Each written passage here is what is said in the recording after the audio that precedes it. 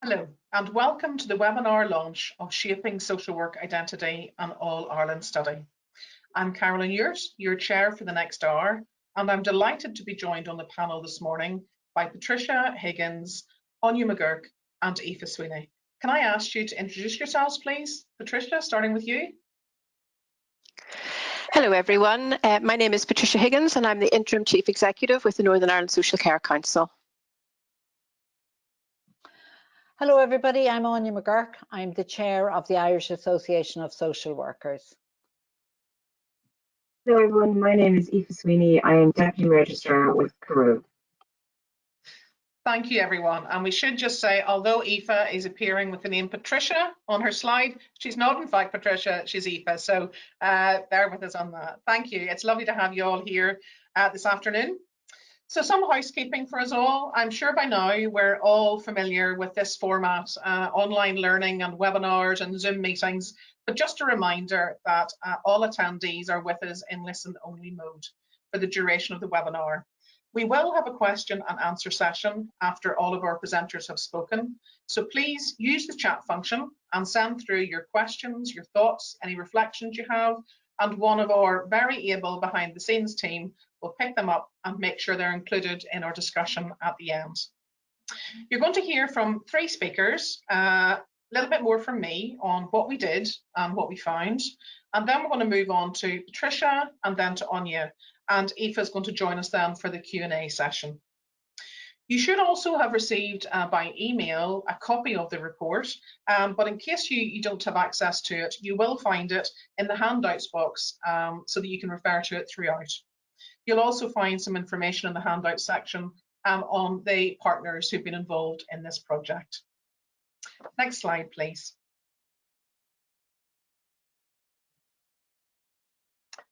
And next one.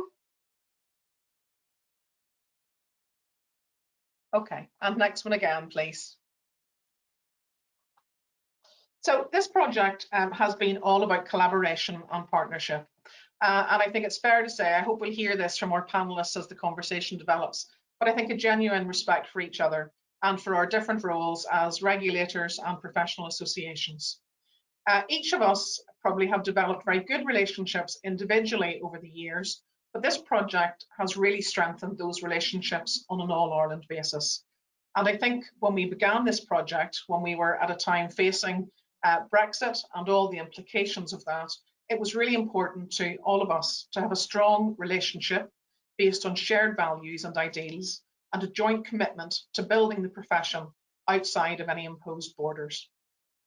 Next slide, please. So what did we do? Well, I think the genesis of our project was at the highly successful Social Work and Social Development Conference 2018, hosted really ably by the Irish Association in Dublin 2 years ago now. And we'd each, I think, had separate conversations around professionalism, professional identity, and what those kind of concepts meant and how they interlinked. And we decided at that event to have a workshop as part of the conference, take the opportunity to speak with ourselves in Ireland, but also to invite lots of colleagues from across the globe to join us in those conversations. We were delighted when Rory Truell, the General Secretary of the International Federation of Social Workers, was able to host that discussion. And as I say, I think at that event, that was the genesis of our idea of wanting to work together as a partnership. And so in good social work fashion, having come up with an idea, we established a steering group. And that involved each of the key partners. So the Irish Association, British Association in Northern Ireland, Carew, the regulator in the south, and Social Care Council, regulator in the north. And we decided, I think, what we wanted to do, and then realised that we needed some additional resource to be able to do that properly. We were really fortunate. We were able to make application to BASWA's International Development Fund and received funding through that source to employ a member to really lead on this project, which was really important to us that it was member-led. We contracted with Jenny Rice, a member of BASWA Northern Ireland, who we have to say a massive thank you to. I mean, Jenny coordinated the project, and without her, we simply would not have got it to this stage. Jenny has taken up a new job teaching social work, and so unfortunately has not been able to join us today. So We miss her, we wish she was here, but we wanted to pay a huge thanks to her. We also sought some academic views to kind of begin our thinking and to shape our joint conference that we held for World Social Work Day in 2019. I'm trying to remember now in terms of pandemic. Last year seems such a long time ago. But we sought views from Dr. Davy Hayes from Queen's University, from Dr. Neil Thompson, from Dr. Gloria Kerwin and Dr. Hilda Loughran to represent and to share their thoughts on professionalism in social work and professional identity. Jenny then coordinated with Andy McLennan from the Northern Ireland team and designed an online questionnaire which we shared across the island through SurveyMonkey. And we set out a list of factors to try and gauge social workers' sense of professional identity. Respondents were presented with a list of factors. Some of those were specific to social work, some were applicable across all registered professionals, and some spanning both. Next slide, please. You can find the full questionnaire in an annex at the back of the report so you can see exactly all the questions that we asked. So that's what we did. What did we find? The collaborative approach that I've talked about resulted in a really impressive response rate. We got 1,691 responses, so 15% of the workforce, the social work workforce on the island. When asked to identify the single factor which contributes most to their sense of professional identity, 3 of the 4 most frequently selected factors fell within the social work specific category. 1 in 4 respondents, so 25%, identified most closely with empowering service users and working in partnership with them. For 17%, having a social work qualification was most important. And for 1 in 9, promoting social work values mattered most to their sense of professional identity. Now, many professionals are committed to improving the lives of their patients or service users.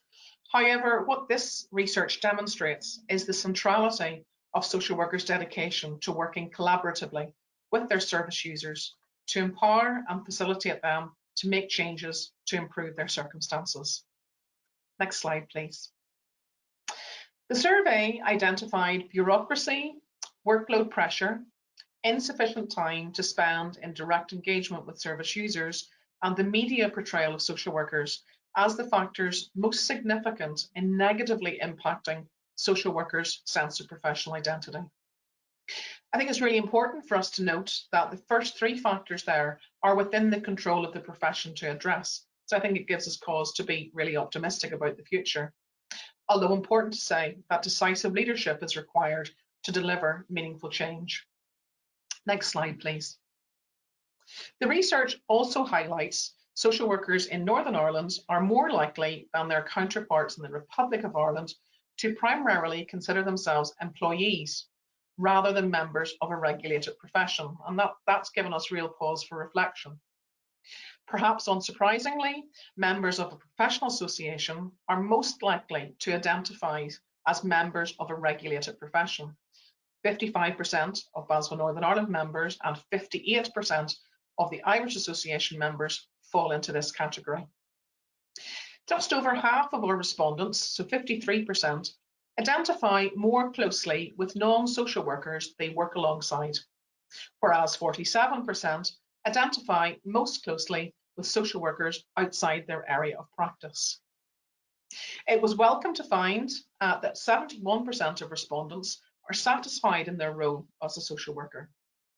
The reasons why social workers are satisfied include the ability to make a positive difference to the lives of service users, the opportunity to gain skills, having a real sense of pride in their profession, developing experience and resilience throughout the span of a career. So those are some of our key findings. And what we'll do now as we move on to discussion is to think about why those things are important. I'm going to ask Patricia Higgins to give some reflections at this stage from her point of view in terms of the feedback from the regulators, Carew and the Social Care Council. Patricia. Thank you, Carolyn. I wonder, could we just move the slides on to my slide?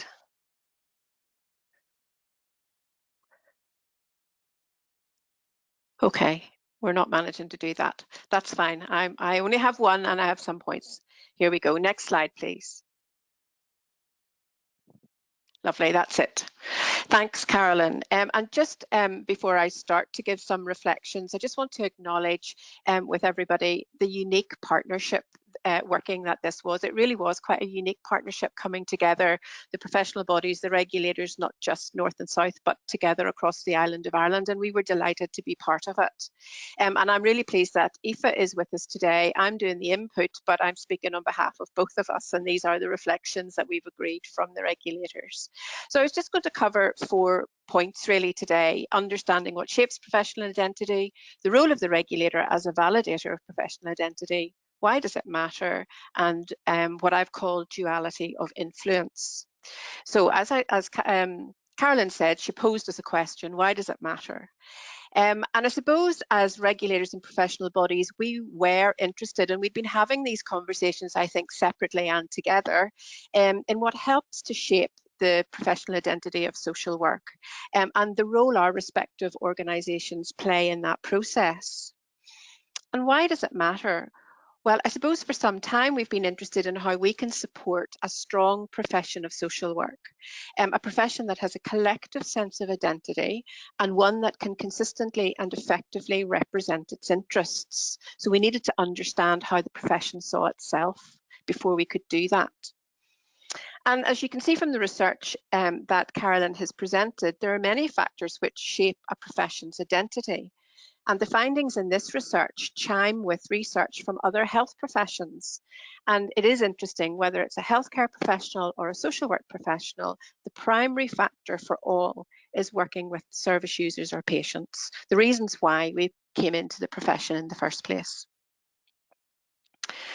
So the role of the regulator, the Professional Standards Authority, which is the oversight regulator of the healthcare professions throughout the UK, have carried out research about the role of regulators in helping to shape professional identity. And they concluded that workforce regulation doesn't shape professional identity, but that it gives validity to the profession and its identity. And I think, as we've seen from Carolyn's input, there are a range of factors which both positively and negatively impact professional identity, and the workplace is an important influence. So how does regulation then give the social work profession validity? If we don't shape the identity, how do we give it validity? Well, we believe it has created a community of social work practitioners bound together through a common body of knowledge, skills and values, which is enshrined in our professional qualification. And as we know, the start of our professional identity begins when we are students and is nurtured through our training to help us develop the norms and the values that characterise the collective identity of the profession that we aspire to be part of.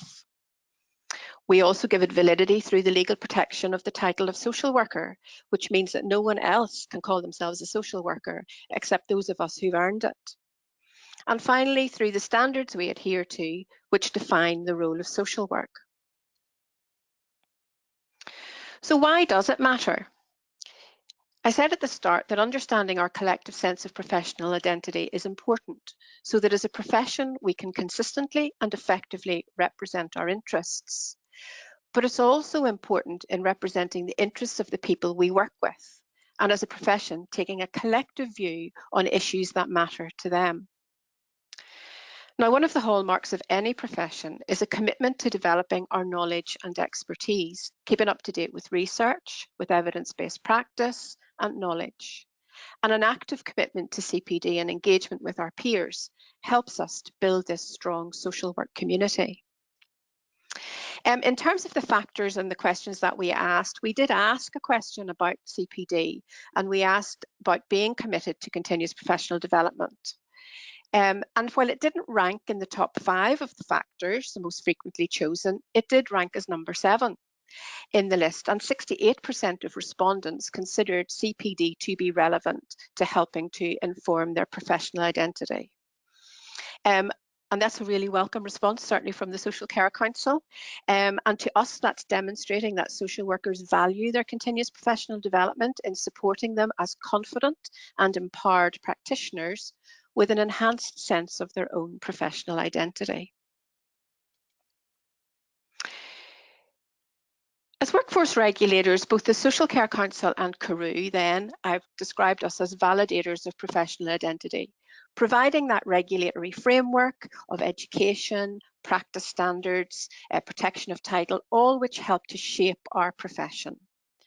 However, as the research has shown, the formation of a social worker's professional identity is also shaped by a number of other factors. We've mentioned the workplace, but also being a member of a professional body. And it was notable in both jurisdictions that respondents to the research who are members of BASWA and members of IASWA are significantly more likely to consider themselves to be members of a regulated profession, part of a larger community, rather than just as employees of an organisation. So that led me to conclude that the duality of these systems, regulation and the professional body, work together to foster a strong social work professional identity. And I think that's the importance then underpinning the partnership that we've been engaging in. Thank you. Thank you, Patricia. Some really interesting reflections there, and I'm sure we'll pick up on those in our discussion. It'll be interesting to hear back from our participants who've joined us to hear how that reflects on their own experience. Anya, can I ask you now to give your reflections, please? Next slide, please.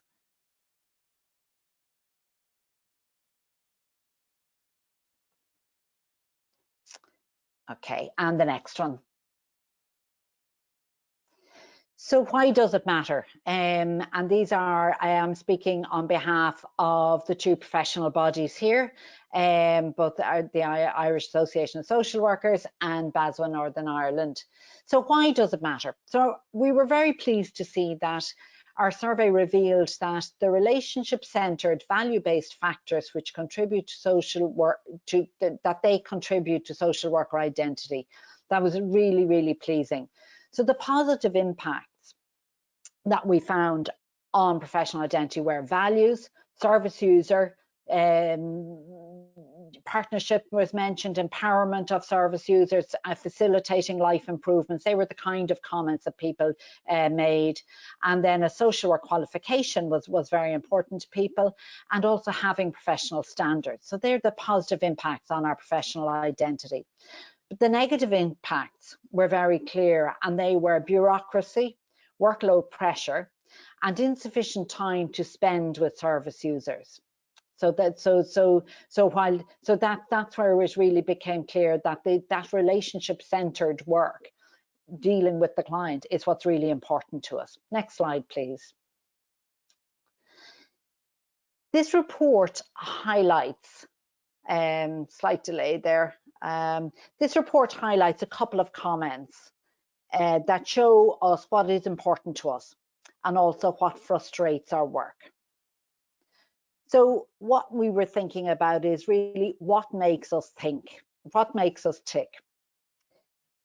So here, these two little cartoons just reflect the two people, what makes us happy at the end of the day and what really frustrates us. And when I look at this little cartoon here, I feel that person is probably there at 6:30 in the evening, feeling very dissatisfied. So it's about what makes us tick is making a difference. That's what we go into social work for. And the quote there is one of the quotes made, and that was picked out as being important. So helping people, making a difference for a service user. That's what we get a good feeling from at the end of the day. What makes us feel dissatisfied? And really and clearly, this study adds weight to calls for systemic change. There are issues with caseload, bureaucracy, paperwork. These all stop you being with service users and doing what you're trained to do. And that is to intervene in lives and systems and facilitate new outcomes. So record keeping needs to be appropriate and proportionate to the service user's needs and the provision of professional services. but much of it is now complicated to satisfy our service regulators. And I distinguish those from our professional regulators. These are in the south, it's HICWA. I'm not sure who they are up the north, but so that they can easily, so we do stuff so that the regulator can come in and find where the boxes they need to tick. And so that's not always our agenda. Our agenda is the service user and making a difference for them. Next slide, please. So why is it important to build a strong and confident profession? When we were preparing for another conference that Patricia and Aoife and myself spoke at, we came up with this slide, and we all have our irons in the same fire. We all have the common goal to have a good and strong profession that is out there doing good things. And that's why we need to build a strong profession. And we need to be confident, and we need to look for, we need to see whether collective action outside the boundaries of our employment is useful. So that's very much where the professional associations come in. So social work, in relative terms, is a new profession still. It can be poorly understood by the public and the media. It brings statutory roles to us that are often unpopular and challenging, and these can result in what can be perceived as negative life consequences for some of our service users. Next slide, please. So where is our collective voice based on our social work values and ethics? The Irish Association of Social Workers and BASW Northern Ireland were very pleased to see that membership of the professional association fostered a stronger sense of professional identity for many of the respondents. Within the professional association, social workers are afforded an opportunity to link across teams, programmes of care and agencies. It provides members with a voice and allows us to give voice to areas that without any conflict with our employers. We can speak to our employers, we can speak to policymakers, educators, regulators, and the media, and all concerned can come together to work to support and shape the social work profession into the future. So that briefly where we've come to with this from Professional Association, and I'm going to hand back to Carolyn now, and she will conclude the session. Thank you, Anya. Next slide, please. I think as both Anya and Patricia have highlighted, I mean, we found this a hugely enjoyable piece of work, and there's some really interesting findings, and we'll maybe talk through some of those in the Q&A. The work has been impacted by COVID, undoubtedly. We had originally anticipated that we would have our report finalised. We wanted to do some focus group conversations across the whole island. It had been anticipated Jenny would travel far and wide and go and meet with different groups of social workers, service users, policymakers and employers. Obviously, the pandemic has put all of that on hold. But what we do plan to do, we felt it important at this stage, given that we had our document ready, we had our analysis done, we wanted to share that with you and then to begin the next stage. We do plan to run a series of focus groups. Those are obviously going to be virtual as we anticipate the limitations of COVID will be with us for some time. But picking out some of the key themes from the report, important that I think we focus then on the discussions that we have in those groups. Particularly, we're going to start with students and education providers. I think the report recognises the centrality of that, the start of the journey, the reason why we all come into the profession, and how we foster and develop that sense of identity and belonging to a wider group. We know that happens already in the universities. I think what we found through the report was that it happens to a different level of degrees depending on different institutions. So we want to understand that a bit more and begin to harness those conversations to inform what we do next. We also plan to meet with, and I see some comments coming through about the community and voluntary sector and the statutory sector. And it was interesting, if you read through the detail of the report, there's some interesting observations around a sense of identity and a sense of being a regulated professional, being stronger for social workers working in the voluntary and community sectors. And so we want to tease that out a bit more. We want to understand what that's about. And why there's a different experience in those sectors as opposed to the statutory sector. I was interested when we were doing work on this to look at the breakdown of percentages. Patricia obviously has all the figures from that in terms of regulated point of view, but I'd always sort of worked on the assumption we had about 70%, 30% statutory third sector split. That has changed over the last few years, and it's now much closer to 60-40. And I think that gives us pause to reflect on how we develop initiatives going forward. And I'm just struggling to see actually my last point in the slide. And if I remember right, it is that we want to meet with the cohort of people who identified as being most satisfied and happiest in their role. I see Patricia nodding. Thank you, Patricia. The chat box has covered my slide. I can't see it. But yes, we had very strong feedback in terms of areas where people felt most satisfied in their role as a social worker. Interestingly, there was a slight difference in the north and the south. So in Northern Ireland, most satisfied social workers were policymakers, regulators, those social workers working in training environments and physical disability. In the south, the happiest social workers were social workers working in hospital settings. So we want to try and find out what it is particularly that makes them the happiest bunch. Really high levels of satisfaction in the 90% for most of those groups. And so in terms of trying to design a roadmap, a way forward, we hope to have some joint conversations. We then hope that that leads to a kind of almost a roadmap, some draft guidance around what our thoughts are collectively on how we build and support and shape the professional identity of social workers on the island of Ireland. And our aspiration is that we have all of that done, COVID not interrupting us this time, we hope, to have a joint World Social Work Day event in March of next year. Quite what that event will look like, whether we are together in person, I think is probably highly unlikely, but or whether we're together virtually, we will do something together to share what we have discovered as a result of that more focused work.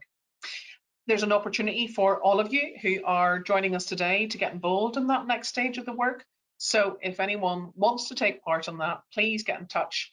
You can direct your levels of interest through to me, and I'll make sure that my email address is available on this session, at the end of the session, so you can get in touch.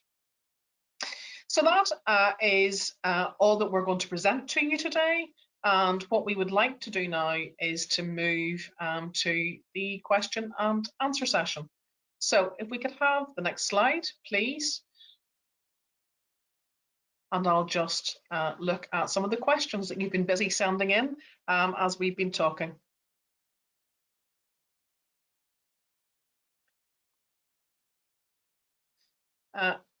Okay, so some comments and questions. So our first question, bureaucracy and paperwork surely get in the way of time with service users, but how can we balance the demands of employers, regulators, bureaucracy, sorry, that just repeats it again. How can we balance the demands of employers, regulators and service users? And if I ask Anya, could you maybe give us your thoughts on that in the first instance?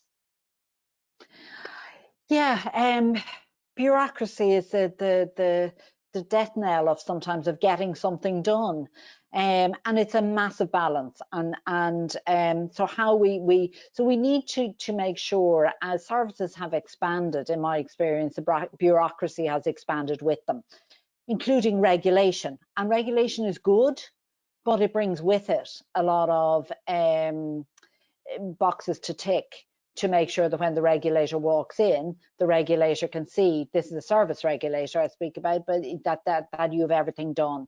So it's making sure we need to work hard to make sure that the employers have that in the correct balance, that bureaucracy and caseload don't overtake good social work. Thank you, Anya. Patricia, do you have anything you'd like to add to that? Yeah, I suppose one of the things just to say is bureaucracy and paperwork is always going to be with us, and it's about how we find the balance on what's essential. And I think, you know, given the conversation we're having today about how we build a strong profession, the profession itself, I think, has the opportunity to be able to influence this particular issue in terms of saying, you know, we recognise what's important in terms of being able to do paperwork and the paperwork we need, and we can also recognise what might not be essential and what might get in the way of practice, and to begin to help to influence and shape that.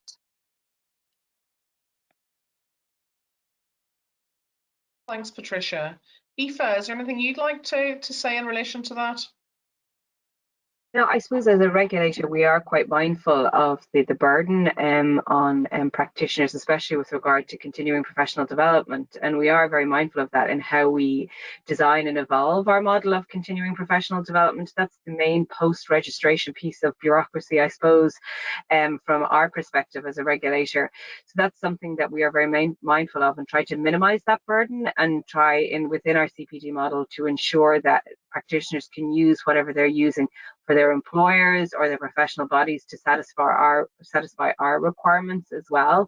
So it is something that we are very mindful of in when we are designing and developing our CPD model. Thanks, Aoife. I mean, I suppose anyone who knows me and the work that we do within Basel Northern Ireland, you know, wouldn't be surprised to hear me talking about bureaucracy and the need to reduce unnecessary and duplicative paperwork. As Patricia rightly mentioned, I mean, good paperwork and good recording, we don't want to ever get rid of that in social work. It is a cornerstone of practice. We need to have good, accurate records that, you know, in terms of accountability and professional decision making, they're absolutely essential. I think, though, what is not challenged anymore is that within social work, our balance is wrong. You know, research that we did, 2012, highlighted that social workers were spending 70% of their time in administrative tasks versus 30% in direct time with service users. More recent studies in 2018 highlighted that had changed. The worse, now 80% versus 20%. That was within children's services. So there's been lots of conversation, I think, about this over the years, and it's something that we haven't got right. We called for a task force to be established to actually address the issue, and we made those representations to the Northern Ireland Affairs Committee at Westminster in the absence of our executive here in Northern Ireland, and we made those once our assembly was back and running again through directly to Minister Swan. So I think as professional bodies, we have a role to continue to call for those changes. They're absolutely necessary. And we have to find a way to make that shift more manageable. If we were looking at, you know, 70-30 on the flip, that actually that was the amount of time spent in administrative tasks, I think we'd have it right. I think what's interesting about this research, we've done lots of papers over the years. I think what's interesting about this research is that it shows us for the first time the impact on our sense of identity and community, and not just damage individuals in terms of stress and caseloads and pressure, but actually how it's impacting on us as a profession. And I think that adds an extra dimension to that argument. So we as your professional bodies will continue to call for that, to make suggestions for how systems can be improved and amended. And we'll work alongside colleagues or regulators, employers and policymakers who have the ability, I suppose, to make those changes. But yeah, it's an ongoing issue and it's not going to be resolved quickly. I think we probably all agree. Okay, let's see, some more questions here. Thank you coming through. So sorry, I'm just going to flick back through. So question here, in what ways would a student benefit from these memberships with regards to identity and professional development? Patricia, would you like to maybe answer on that first? So it's in what ways would a student benefit from these memberships with regard to identity and professional development? Oh, okay, so I think one of the things that I said and we do believe is very important is that the beginnings of shaping your professional identity happens when you're undertaking your qualifying degree programme. So as a student, you're beginning to learn about, as I said, the norms and the values. And I think looking outside of your student group and being part of, I think if this question is about being part of a professional body, I'm sort of taking that from the question. I think that is a really important part of you beginning to shape your identity going forward and to understand from other professionals, you know, what the issues are in the context of the social work profession that you're entering, both in terms of issues for the profession and also the issues for service users. So I think it's really, really important that students begin to engage with the profession right from the day they start their training, and not when they qualify and enter into their first job. Anya, anything you'd want to add to that? Yes, if I can add that, you know, the students in colleges today are the future of the profession. You know, I'm right at the other end of that journey, and as far as I'm concerned, the students are the most important part of our profession going forward. So yes, it is absolutely really important that they get involved with the professional associations at student level, and start to try and make a voice through that. That's where you learn, that's where you will meet other more experienced people. You'll get a chance to network with people. Who knows, you could get a job from one of them someday. It is vital that students become involved and more involved in the professional associations. Hear, hear. I agree with all of that, Anya. I'll not add anything to it. Aoife, is there anything you want to add to that? No, I just, again, you know, to reiterate what Patricia and Anya have said, I suppose it's referenced in one of the questions there as well. As practice becomes more interdisciplinary, I think being part of a professional body is really vital, because you may not actually be working with a fellow social worker on your team. So it's a really great resource for you to kind of help develop your professional identity outside of your work environment. Also, in terms of continuing professional development, your professional body really curates, you know, the offerings that are out there for you, and really makes it easy for you then to engage and keep engaged in your profession and your learning. So as a regulator, you know, we would, you know, see it really important for a professional to be part of a professional body. It just kind of demonstrates that you're engaged in your profession, and that. So yeah, that's it. Thanks, Aoife. And actually, that links very neatly into the next question that's appearing in my box, which is that it's heartening to see that social workers are clearly grounded in relationship-based practice. Does the panel have ideas about how we can better embed CPD and evidence-based practice as part of a social worker's identity of themselves? Patricia, do you want to start with that? Well, you would expect me to say, and as Aoife has said, that continuous professional development is vital, and it is, as I said earlier, the hallmark of any profession, that we continue to learn and develop. And I think as well, in terms of developing, I mean, one of the things that we are looking at in Northern Ireland, and Carolyn and I have been talking about with others, is about beginning to think about communities of practice, so that in terms of your own continuous professional development, coming together with other professionals working either in similar areas or who want to look at a similar issue, for example, poverty, and learning together and creating that community of practice, I think really begins to consolidate your sense of your professional identity.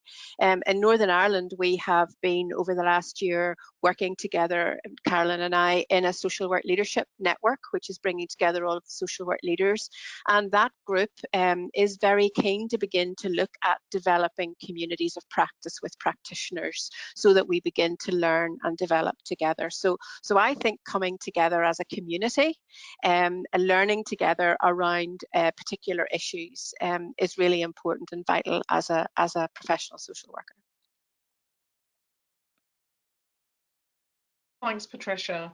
Anya, anything you'd want to add in support of that?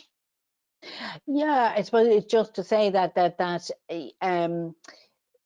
in terms of learning, you know, again, you thinking back to the students sitting in the universities or virtually sitting in universities today, as they will be, this is the start of their learning.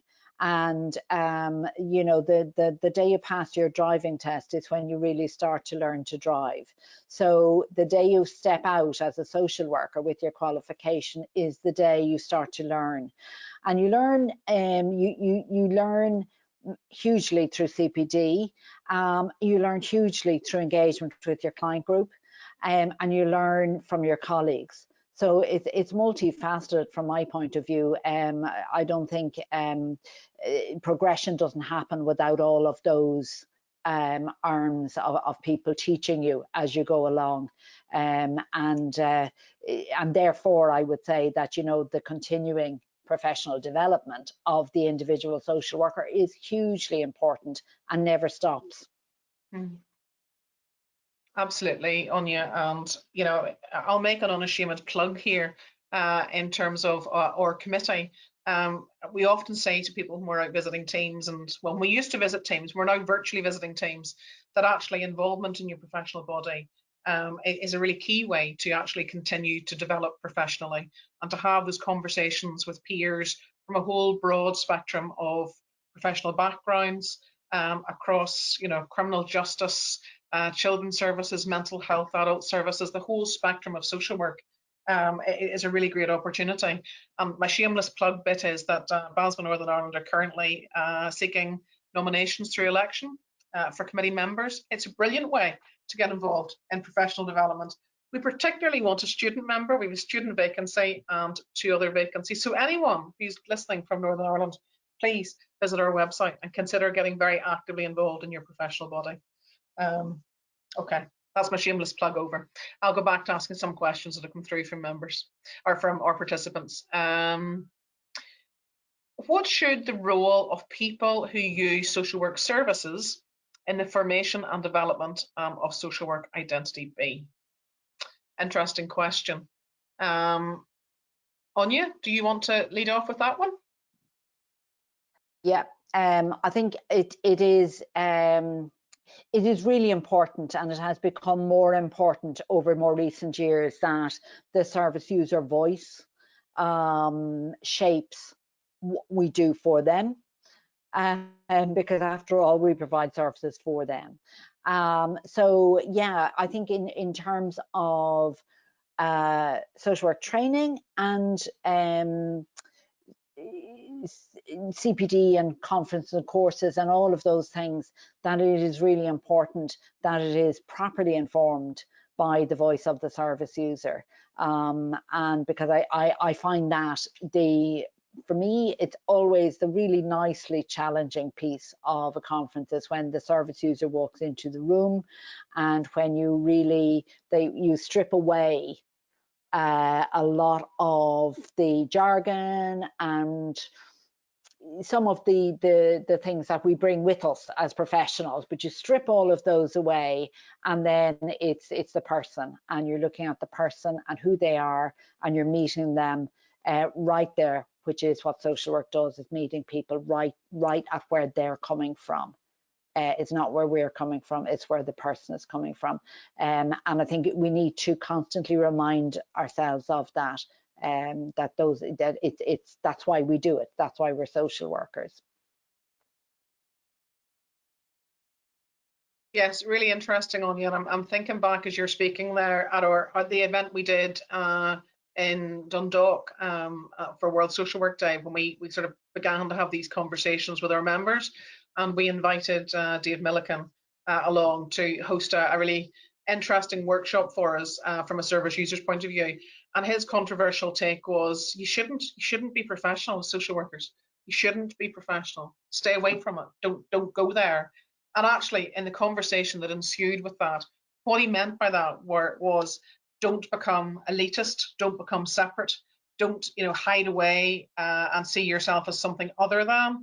And I think what's really interesting when we look at this research in light of that is that it is exactly those issues that social workers say help them feel that sense of identity, that it is about value-based practice and it is working collaboratively with people who people who use our services that really reinforce. One, gives them satisfaction and a sense of well-being, but two, it's what drives their sense of identity. So it's interesting, and I think we've been key to try and make sure that that service user voice has been part of our research. We'll make sure we do that in our focus groups as well. Patricia, I see you in there as well. Yes, I just wanted to come in because I think, and you've heard me say this before, I think to some degree as a profession we've lost our, should I call it, radical edge? And I don't mean radical in a negative sense, but I made the comment at the start about, in terms of coming together as a strong profession and a strong community, we should have that collective voice about ourselves, but we equally need that collective voice about the service users, the people that we work with. So I think, being a strong profession and creating that voice is about that. So it is about being able to champion our service users and talk about the issues that they are having to deal with and represent their interests, and doing that through obviously a model of co-production. So for me, this strength of a profession coming together as a collective is as much about those people that we work with as it is about ourselves as a profession. Yeah, and I see some comments coming through here in the chat that actually, many social workers will also be users of services. And I suppose one of the things that we often forget is that because social work is a cradle degree of service, we're likely at some point in our lives to come into contact for a whole huge variety of reasons with social workers. And so, yeah, that's an important perspective to bring to it as well. I'm just going to scroll through. I'm conscious of our time is running down towards the end, so I'm going to try and scroll through some more questions here. So a question here about visibility and a more positive public profile was one of the things that came through in our report. So maybe some thoughts and reflections from the panel on how do we get a stronger social work voice in the media? How do we get a stronger positive public profile? Anya, do you want to make a start with that one? I would love to, yes. It is one of the constant challenges of my life as chair of the Irish Association of Social Workers. I get calls from journalists all of the time. We have some wonderful journalists who are great supporters of ISW and will really pick up the kind of issues that social workers are involved with. But they don't want to hear me. They want to hear from, they want to hear real stories about real people, that social workers out there that the social workers are dealing with. And that's a real challenge for the profession, because I think I feel we come up with two concerns. One is that people are very concerned about their employer. I can't speak because I'm employed by whoever, and we would never be asking. Nobody asks you to speak on behalf of your employer. That's where the association comes in. That you can filter stuff through the association, which can go out into the media. And what the journalists all say to me all the time is, we would really love to hear. We know social work does a lot of good. We would love to hear the good stories, but it needs to have some shape and life around it. And that's a real skill. That's a skill to make sure that we're giving stories that are not breaking any, raising any issues around confidentiality, employer data protection, all of those things. So that is a real challenge, because as soon as the bad story hits, it's out there. Nobody cares about the social worker then. Their name is out there perhaps in the press, or social work as a profession is named as being, some way culpable in something, you know, sad and awful, right? And those are few and far between. But they're the ones that get out into the media. The good stories don't get out there. And look, there are so many good stories, and the media would love to hear them, but it is a massive challenge as to how we tell those. Absolutely, Anya. I couldn't agree more. I mean, there's been a huge amount of work done, I have to say, in the North over the last few years around raising the profile. And as you say, there's so many good stories of really empowering practice, of how social workers have made a difference. We've tried, you know, jointly here, looking at sort of joint campaigns around hashtag social work makes a difference. And I think the important thing for me when I think about that is there was one year for World Social Work Day where we trended #2.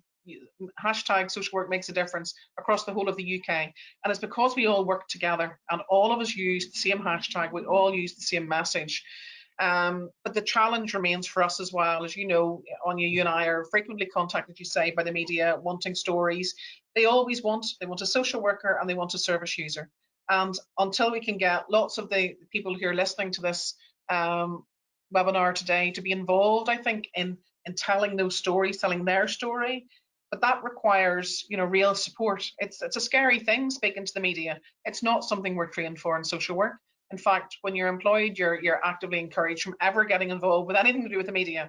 And so there's lots we need to do, I think. We have a role to play in that as professional bodies to support and enable and encourage.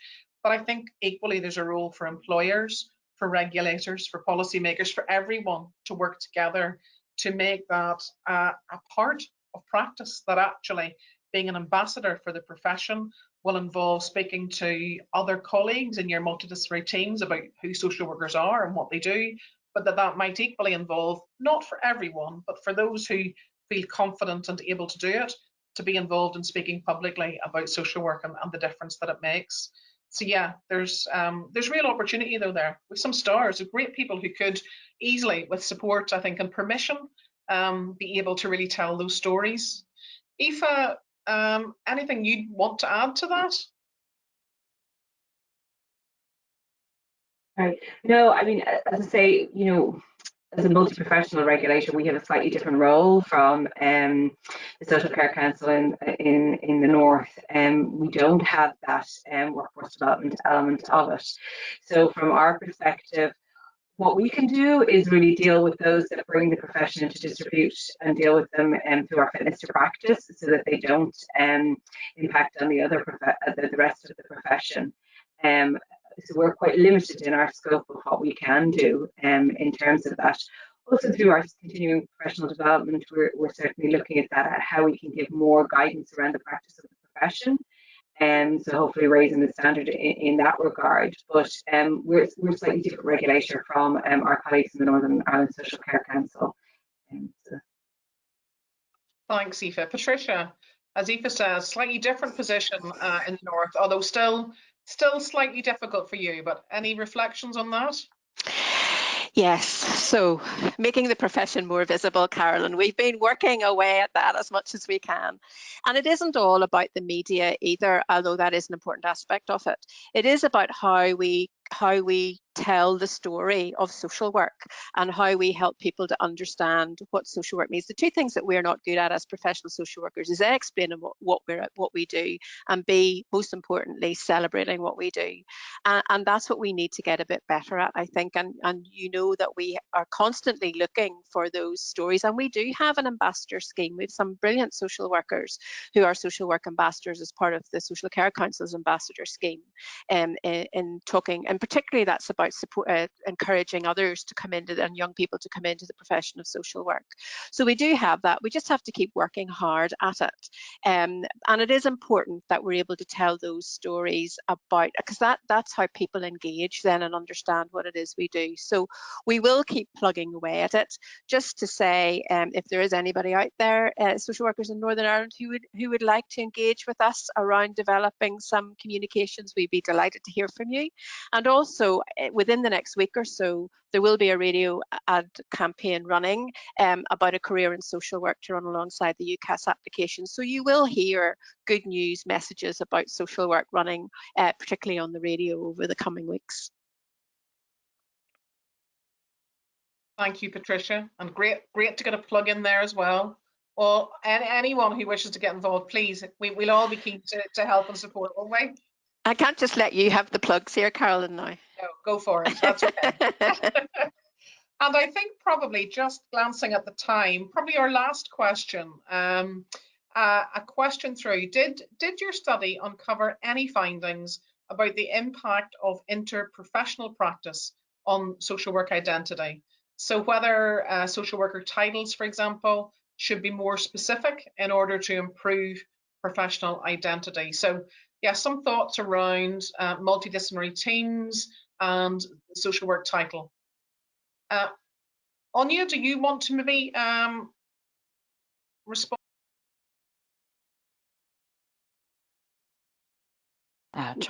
Just trying to remember. I think it came up. It certainly did come up. The sometimes the difficulty that people have in interdisciplinary teams. And yes, it's certainly some people had seem to have great difficulty in that. I can't for the moment just pull up the kind of figure. I suppose. Anya, I've just pulled up the report in terms of the title. It said that overall 72% of participants who have social worker in their job title report it having a positive impact on their sense of professional identity. And I think we would recognise that, you know, that being called a social worker and having that name clearly gives you that stronger sense of identity than if you're called something different. And there, I think we did find in terms of the work, in terms of multidisciplinary and interprofessional working, social workers maybe identified more with those non-social workers that they were working with than necessarily, which is understandable, than necessarily with social workers within their profession. Yes, I think that's right, Patricia, and thank you for coming in there. I was about to do the same, and I think, yes, that issue of interprofessional working was a really interesting one, and it was around, there were some interesting stats. 53% of people working in a multidisciplinary team identified more closely with their colleagues, their non-social work colleagues. I think we had some reflections on that within the report about why that might be, and we kind of linked it back to that idea, and indeed what we've talked about ourselves around partnership and working together and being respectful, I think, of others' different perspectives. And that actually, you know, there was some examples given of people working in a mental health team, and that those people working together were all working to support, you know, Mary, and working from slightly different perspectives, but we're very focused on that person and her needs. And so there was a very strong relationship within that multidisciplinary team as peers and as colleagues. And I think one of the things that we need to focus on in the next stage of our work in this project is how we maintain that strong sense of positive relationships within a multidisciplinary and interdisciplinary team basis, but find ways for the social workers within that team to also identify as social workers. Not first and foremost, but as important as being an employee within a trust and being a member of a mental health team, that the role they bring is as a social worker, and how we support all of that, and how we connect that up. And I mean, this now is me veering off from our report, but I think anecdotally, we will have talked about the fact that, you know, nurses, doctors will often refer themselves as a nurse or a doctor first, and where they work is secondary. And I think our report adds weight to our assumption that social workers on the whole seem to identify more as employees rather than as social workers. So that's where I think we need to focus efforts, all of us, as we move forward. I'm just conscious that it's 13:30 exactly, which is the time that we have to stop at.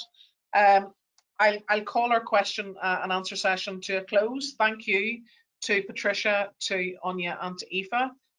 for sharing your thoughts and observations. It's been really interesting discussion. There's lots of good feedback on our chat box. People seem to have enjoyed it, so that's great. We'd love to hear your feedback as well if you want to send us any through the email. I suppose as well, just to finish, before we run over and before we're all shut down, huge thanks to all the people who you haven't seen on the screen today who've been involved. I mentioned Jenny Rice and Andy McClenaghan, with which we couldn't have done this. Also Amanda Beattie, who has got stuff organised to this stage, who unfortunately is off at the moment, but to Jane, Lisa and Steph, who've made today actually happen. And a big final thank you to John Brennan, who hasn't appeared on the screen, who didn't want to appear on the screen, and as anyone who knows him knows, he's happy to sit back and not have any limelight, but he was a really key member of our steering group, and it would be remiss of us not to acknowledge his huge contribution before we finish. So thank you to everyone. We've thoroughly enjoyed it. We look forward to seeing lots of you when we're out and about virtually, meeting you and doing our focus groups. Thank you and goodbye.